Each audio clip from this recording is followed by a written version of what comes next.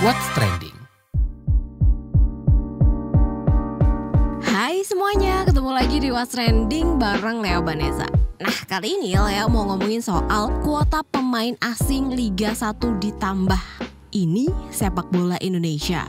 Nah, sepak bola Indonesia lagi-lagi jadi sorotan warganet plus 62 nih. Bukan karena prestasinya, tapi soal postingan foto di Instagram berlatar belakang hitam bertuliskan ini sepak bola Indonesia. Makin heboh karena konten itu ramai-ramai diposting oleh pemain sepak bola Indonesia. Ada Alfeandra Dewangga, Andri Tami Ardiasa, Bagas Kava, sampai Septian David Maulana. Menyala banget gak tuh? Nah, ada yang nulis di postingan, kata-katanya tuh gini nih. Pertanyaan untuk kita semua, apakah ini kompetisi sepak bola Indonesia?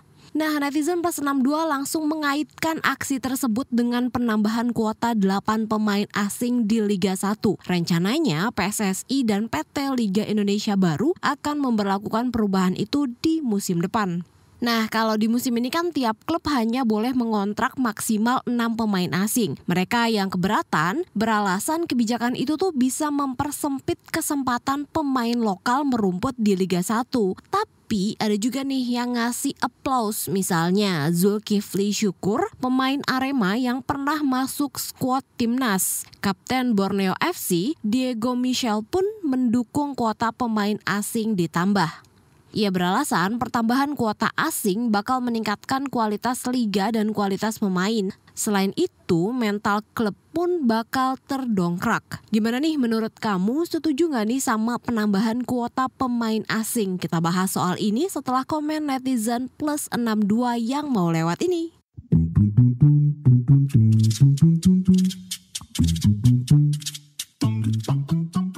Yang pertama komentar dari @kuyaxx. Hashtag ini sepak bola kita. Pemain lokal tidak mampu bersaing dengan pemain asing. 8 pemain asing akan meningkatkan prestasi klub di kancah AFC. Tugasnya PSSI adalah membuat banyak pertandingan agar pemain lokal pun dapat jam bermain seperti Piala Indonesia, Piala Presiden, FA Cup, Liga 1. Lanjut @artaxx. Membunuh kesempatan pemain muda. Aturan pemain asing 31 kota Asia sebelum era Erick Thohir itu sudah pas banget. Kalau alasan pemain lokal gajinya ketinggian, ya buat aja aturan salary cap. Ibaratnya orang sakit gigi dikasih obat sakit wasir. Gak nyambung. @fandomxx. Sebenarnya kalau pasukan pemain muda berkualitas melimpah, tanpa penambahan kuota asing bisa menstabilkan harga. Masalahnya, pemain lokal berkualitas jumlahnya minim. @kikxx. Pemain asing rakabeh mesti apik. Contohnya @PSS Sleman. Mesti untuk barang elek, kudune wani bersaing karo pemain asing seko segi kualitas. Lagian pemain Indo overpriced banget harganya karena pernah main di timnas. @iyxx. Walaupun slotnya ditambah jadi 8, kan yang di lapangan tetap cuma 6 kan? Yang 2 di bench. Kalau mau masuk harus ganti asing lagi. Itu yang kemarin wacana dibahas. Positifnya makin banyak asing yang berkualitas, kualitas lokal makin terangkat, liga juga bisa terangkat. @syaifxx. Setuju, biar pemain lokal kagak zona nyaman banget dan mau bersaing dengan pemain asing. @toha_xx. Setuju, karena liga kita sudah tertinggal sangat jauh dari liga-liga ASEAN lain. Timnas kita sudah kelas Asia, sudah saatnya liganya juga dipacu ke level Asia. Regulasi 6+2 sesuai dengan kompetisi Asia. Kita harus siap menerima kalau kepingin liga maju. @system_xx. Setuju, tapi dengan syarat PSSI dan LIB juga bebenah dan tegas. Klub-klub bermasalah bekukan saja. Perangkat pertandingan juga dibenahi supaya bisa angkat kualitas liga. @jkxx. Gak setuju, kapan maju sepak bola kita? Maksimal 6 pemain asing. Terus yang bisa main 4 lebih masuk akal. Gimana kita bakal punya timnas yang bagus kalau gak punya pemain bagus di Liga 1? Lagian pemain luar yang main di Indo juga kebanyakan kelas tarkam di negaranya. @akui_xx. 3 aja udah kebanyakan. Yang terakhir @dsxx. Mungkin idealnya maksimal 5 pemain asing.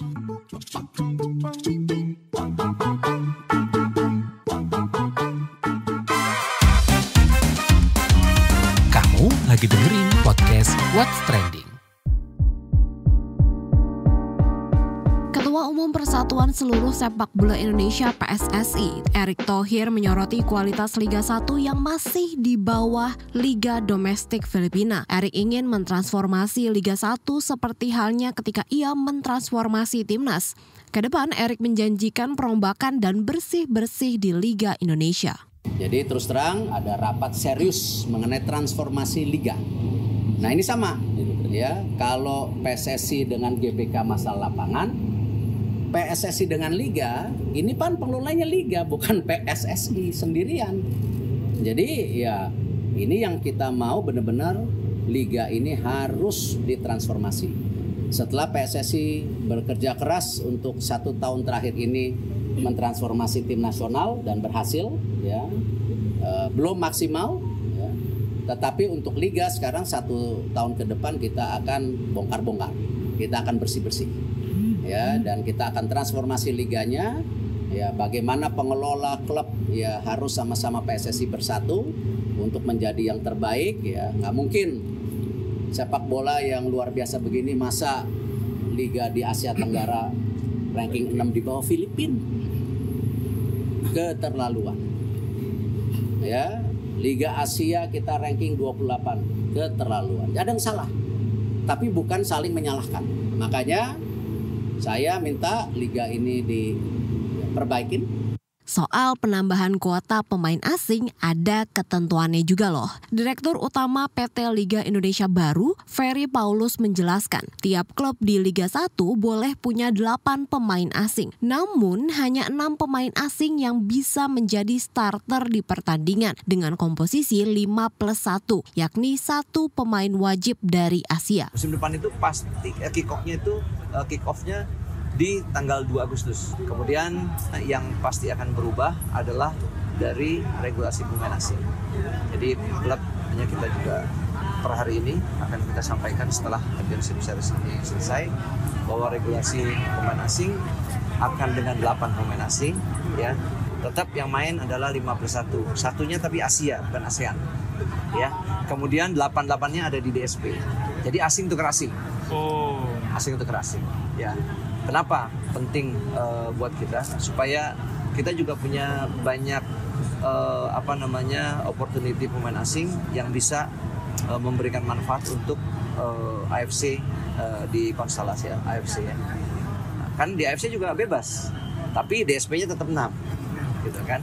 Nah, ya tetap 6, 5+1. Nah, kita juga akan mau pemain asingnya barangkali yang akan datang nanti akan lebih, dan nanti kita pikirkan lagi. Tapi untuk kali ini kita kasih kesempatan untuk bisa dapat tambahan pemain asing jadi 2, jadi 8. Di DSP tetap 8, jadi asing ganti asing.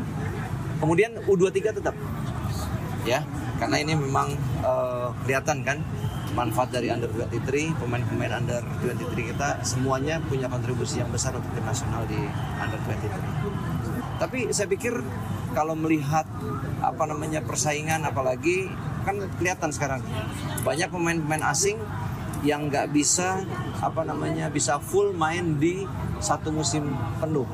Ada kendala-kendala cedera dan sebagainya. Nah, ini kan bisa mendapatkan manfaat yang lebih dari adanya slot 8 pemain asing tadi.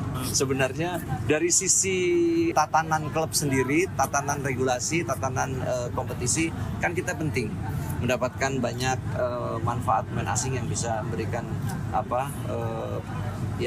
pengajaran lah ya, transfer knowledge, transfer kegiatan, transfer skill, ya.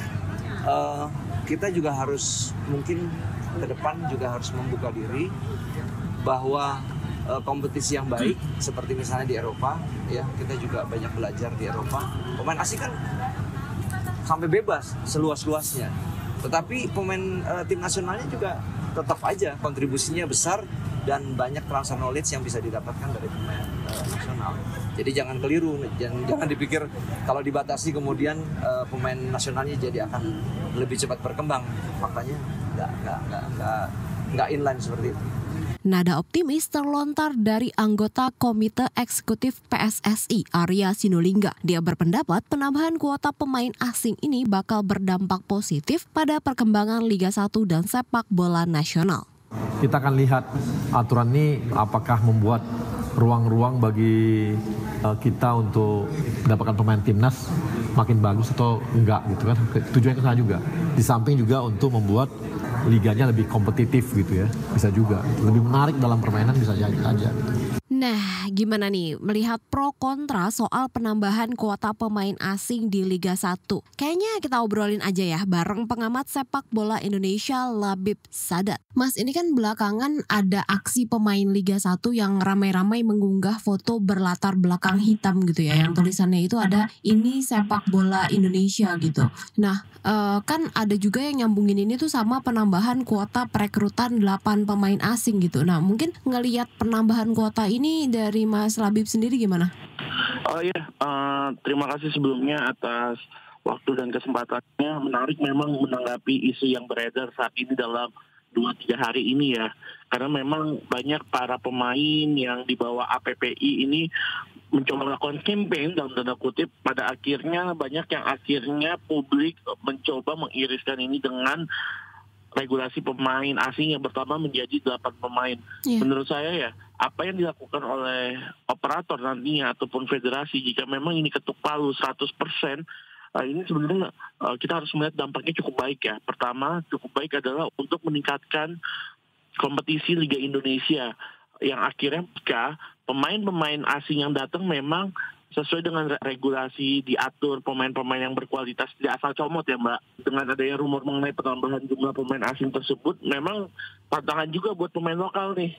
Setidaknya pemain lokal juga harus membuktikan kualitas mereka.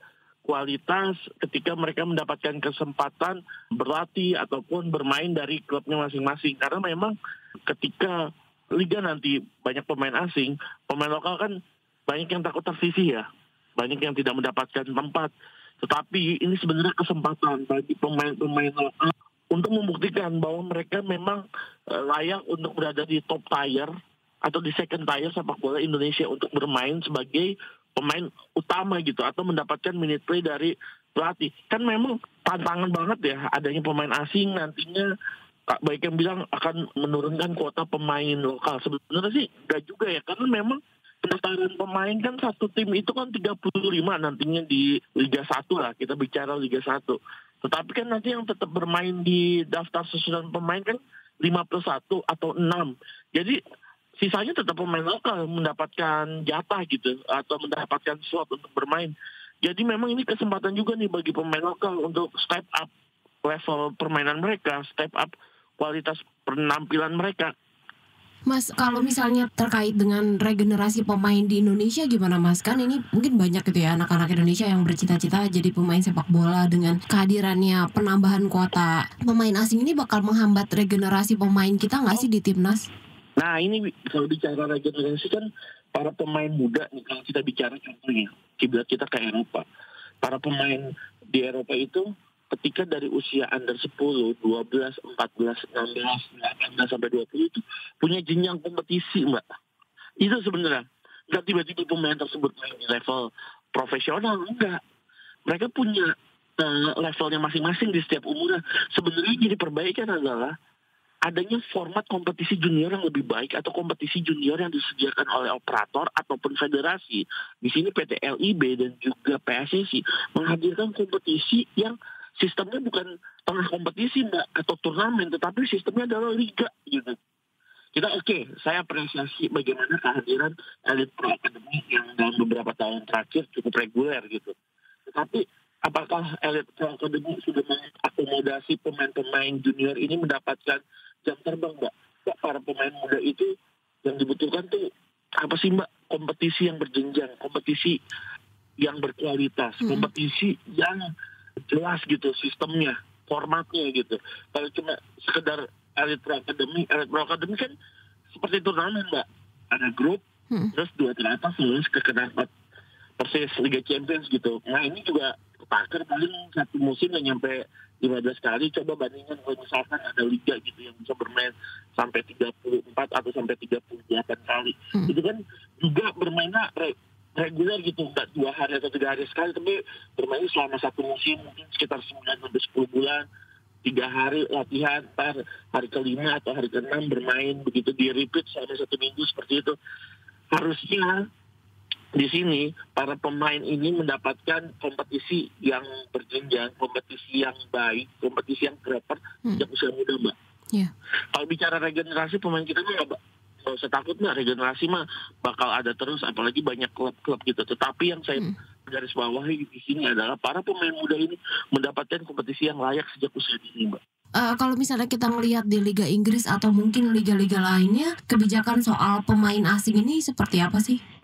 Oh, kalau bicara Liga Inggris kan kita nggak bisa samain karena mereka itu kan punya sistem yang namanya dui kewarganegaraan ya. Karena ada pemain yang mungkin dari benua Latin gitu, tetapi memiliki kewarganegaraan Eropa. Karena memang kompetisi di sana juga hanya memiliki kalau 1-2 pemain non Uni Eropa, tetapi kan mereka mengakalinya dengan adanya pemain homegrown, atau pemain yang memiliki 2 paspor. Kan kita nggak cocok ya. Kalau tapi berbicara pemain asing, kita kan cocoknya kita padanankan atau kita samakan dengan kompetisi di entah itu Liga Thailand, entah itu di Liga Malaysia yang ternyata mereka juga membuka banyak kesempatan bagi pemain asing. Contoh, pemain di Thailand. Mereka bisa sampai sekitar 8-10 pemain asing mereka miliki dalam satu tim, Mbak. Okay. Bahkan pemain ASEAN-nya bisa sampai 3 pemain gitu. Kan banyak ya. Iya, banyak. Pemain untuk ukuran pemain ASEAN-nya aja 3 tuh. Saya ingat waktu itu Yanto Basna pernah main di PT Pracuap sekitar 2-3 musim lalu. Dia punya 2 teman pemain ASEAN, satu dari Laos, satu backnya timnas Singapura, Baihaki Kaizan. Terus juga ada teman-temannya dari konfederasi lain, kalau tidak salah dari konfederasi Konmebol dari Brazil. Tetapi Thailand juga menghadirkan pemain-pemain berkualitas untuk negerinya kan, Mbak, untuk pemain timnas ya. Bahkan nasional pool Thailand itu sangat mewah, sangat kaya, bahkan hampir di setiap kompetisi. Jangan di kompetisi, di setiap pertandingan, misalkan ya kualifikasi Piala Asia ataupun kualifikasi Piala Dunia, mereka itu banyak pemain-pemain berkualitas di nasional pool. Karena kenapa? Kehadiran pemain-pemain asing itu memotivasi pemain-pemain lokal untuk bersaing, Mbak. Mereka mau bersaing hingga akhirnya muaranya ketika mereka bermain untuk tim nasional ataupun tim nasional membutuhkan pemain dari Liga Thailand 1, Thailand 1, mereka bisa menghadirkan atau bisa menunjukkan kualitas yang memang dibutuhkan oleh timnas seperti apa. Tadi kan dari Mas Labib sendiri mengatakan kalau ini bisa meningkatkan tadi kualitas pemain, tapi mungkin jangan asal comot ya. Nah, mungkin ada nggak sih Mas plus minus dari perekrutan pemain asing ini selain yang tadi itu apa aja? Oh, kalau bicara plus minus pasti ada ya, Mbak ya. Plusnya adalah klub-klub juga akhirnya bisa menghadirkan, ya pasti bisa lebih banyak memiliki pemain asing yang mungkin lebih secara quality juga secara quantity ya. Biasanya mungkin kita bicara secara quality, tetapi secara quantity sekarang sama ya. Karena yang menarik adalah ada regulasi yang mengatakan pemain di lapangan memang 5+1, tetapi pemain cadangannya tidak keluar dari DSP. Beda sama Liga Thailand. Kalau Liga Thailand kan nggak boleh masuk DSP ya. Kalau pemain asing nantinya yang 2 sisanya itu boleh masuk DSP, tapi kalaupun ingin bermain menggantikan pemain asing lainnya gitu, Mbak. Jadi kayak pemain asing digantikan oleh pemain asing seperti itu. Jadi kalau plus minusnya adalah yang tadi saya bilang akan lebih banyak pemain asing yang berkualitas, tetapi juga harus melihat mutunya, melihat cek backgroundnya pemain ini memang berkualitas atau tidak. Kalau bicara minusnya mungkin adalah nantinya pengeluaran kali ya, Mbak ya. Pengeluaran tim nanti akan menjadi lebih banyak. Tetapi katanya sih nanti ada salah dari cap ataupun apa gitu. Tetapi mungkin nanti juga operator akan mencoba membantu agar para klub tidak over budget gitu. Oke, baik. Mas, yang terakhir sebenarnya ada nggak sih Mas kayak komposisi pemain lokal dan asing itu yang ideal tuh seberapa sih pada saat turun ke pertandingan kan? Kalau sekarang nih biar 8 pemain asing yang perekrutan itu, tapi kan yang main tetap 5+1 ya? Iya betul, yang main tetap 5+1. Kalau bicara ideal memang menurut saya 5+1 dan sisanya adalah pemain lokal gitu, itu sebenarnya sudah cukup ideal ya, Mbak. Sangat ideal banget. Tapi kan jadi masalah kadang-kadang kan pemain asing yang diharapkan bisa menjadi pembeda di lapangan kadang-kadang malah di backup atau digendong sama pemain-pemain lokal. Jadi menurut saya pemain yang ada di tahun yang lalu, kompetisi tahun lalu itu sebenarnya udah cukup banyak, cukup baik ya, cukup pas gitu. mungkin memang penambahannya ini mungkin untuk agar tetap pemain asing yang musim lalu mungkin kayak seperti musim lalu gitu, ada beberapa klub yang tidak bisa memaksimalkan komposisi 5+1, mungkin tetap bisa menghadirkan pemain asing lainnya ketika pemain asing yang dibutuhkan atau pemain asing utamanya cedera gitu Mbak. Mungkin seperti itu aja sih, jadi tetap menjaga mutu dari klubnya masing-masing aja gitu. Oke, dan selama perekrutan itu jangan asal comot, asal dapat pemain asing gitu ya? Betul, itu paling penting Mbak, karena kita juga beberapa kali ada kompetisi ketika mungkin sekarang kan udah mulai gampang ya searching pemain gitu. Beda mungkin 10 atau 13 tahun yang lalu gitu, mungkin kita nggak tahu ini mungkin sempat sekali main profesional, habis itu entah main di mana, akhirnya malah menjadi beban di klubnya gitu. Tapi kalau sekarang kan para pemain kan teknologi sudah maju, kita tahu backgroundnya pemain ini seperti apa. Jadi menurut saya klub-klub jangan mau dikibulin sama agen aja sih nantinya. Misalnya ada pemain asing seharga 1 misalkan, terus ada pemain lokal seharga 1, pasti kan agen-agen coba udah datengin aja pemain asing. Tetapi jangan, nggak boleh kayak gitu. Klub juga harus bijak melihat para pemain asing ini berkualitas atau tidak, bagaimana backgroundnya, bagaimana penampilannya, seperti itu sih. Oke, baik. Mas Labib, terima kasih banyak ya Mas ya atas waktunya. Yes, sama-sama. Pemerintah Cina menggunakan kecerdasan buatan untuk mengantisipasi kecurangan di ujian masuk perguruan tinggi. Provinsi Guangdong merupakan salah satu wilayah yang telah menerapkan sistem AI. Siswa di Guangdong harus melewati 2 pemeriksaan, yaitu detektor dan gerbang mesin keamanan. 2 pemeriksaan ini dirancang untuk mendeteksi perangkat elektronik yang mungkin dibawa siswa. Selanjutnya, penyelenggara memasang perangkat AI untuk memantau berjalannya ujian di provinsi tersebut. AI yang digunakan adalah sistem inspeksi cerdas yang bisa memantau dan memberikan sinyal pencegahan kecurangan selama ujian. Arab Saudi meningkatkan pengamanan selama musim haji 2024. Aparat kini disiagakan di berbagai titik. Direktur Keamanan Publik dan Ketua Komite Keamanan Haji Letnan Jenderal Muhammad bin Abdullah Al-Basami berkomitmen menjadikan keamanan dan fasilitas peribadahan sebagai prioritas di musim haji tahun ini. Al-Basami menjamin petugas siap membantu jika terjadi masalah dan gangguan keamanan atau ketertiban selama jalannya ibadah. Aparat juga berpatroli dan mengawasi kelancaran lalu lintas di pintu-pintu masuk Mekah. Penyanyi pop Taylor Swift menghentikan sejenak konsernya di Edinburgh, Skotlandia untuk membantu seorang penggemar. Aksi itu ia lakukan saat membawakan lagu Would If, Could If, Should If dari album Midnight. Diberitakan Variety, saat sedang menyanyi, Taylor mendapati seorang penonton tengah dalam kesulitan. Ia kemudian meminta asistennya datang membantu. Setelah memastikan si fans dalam kondisi baik, Taylor kembali melanjutkan konser. Taylor Swift tengah menggelar tur di Inggris Raya. The Eras Tour kali ini diperkirakan mampu mendongkrak perekonomian Inggris Raya sampai 20,6 triliun rupiah. Keuntungan didapatkan dari penjualan tiket, akomodasi, perjalanan, dan pakaian.